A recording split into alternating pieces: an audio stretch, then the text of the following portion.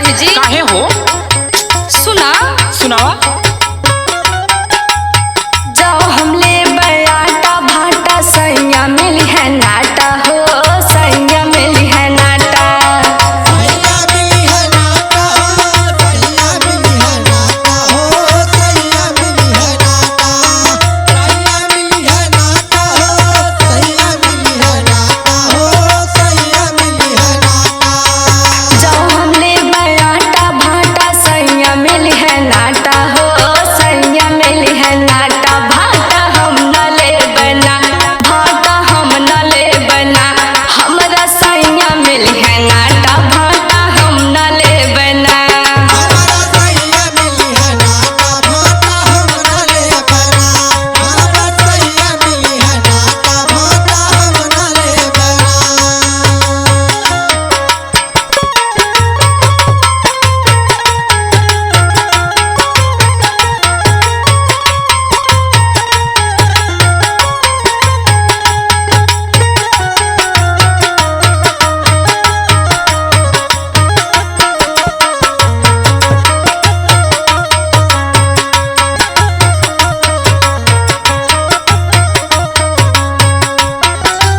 कहो हे मालकिन। का है हो? अरे भाटा ना लेबू तो बतावा वही गोभिया लाला ना।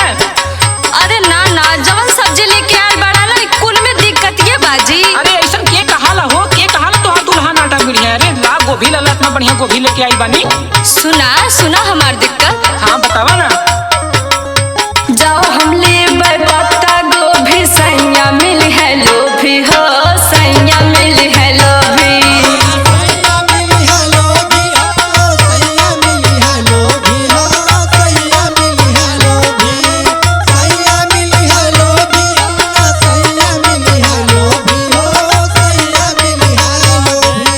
जाओ हम ले पत्ता गोभी सैया मिली है लोभी हो, सैया मिली है लोभी। गोभी हम न ले बना, गोभी हम न ले बना, हमरा सैया मिली है लोभी। गोभी हम न ले बना। सैया मिली है लोभी, गोभी हम न ले बना। हमार सैया मिली है लोभी, गोभी हम न ले बना। अरे हम न ले बना, अरे हम न ले बना। हमार सैया मिली है लोभी, गोभी हम न ले बना। हमार सैया मिली है लोभी, गोभी हम न ले बना। हे मालकिन। बोला अरे गोभी ना लेबू तो हाई लौकिया लाला हो। लौकियों में दिक्कत बाजी। का दिक्कत बा? सुना बोला। जाओ हम ले बननुआ लौकी सैया मिली है सौकी हो, सैया मिली है सौकी। ना हो ऐसा ना बस भाई लंबा लंबा लौकी बा लेला। सैया मिली है सौकी हो, सैया मिली है सौकी। सैया मिली है सौकी, हाँ हाँ सैया मिली है सौकी हो, सैया मिली है सौकी। जाओ हम ले बननुआ लौकी सैया मिली है सौकी हो, सैया मिली है सौकी। लौकी हम न ले बना, लौकी हम न ले बना, हमरा सैया मिली है सौकी। लौकी हम न ले बना। हमार सैया मिली है सौकी, लौकी हम न ले बना। हमार सैया मिली है सौकी, लौकी हम न ले बना।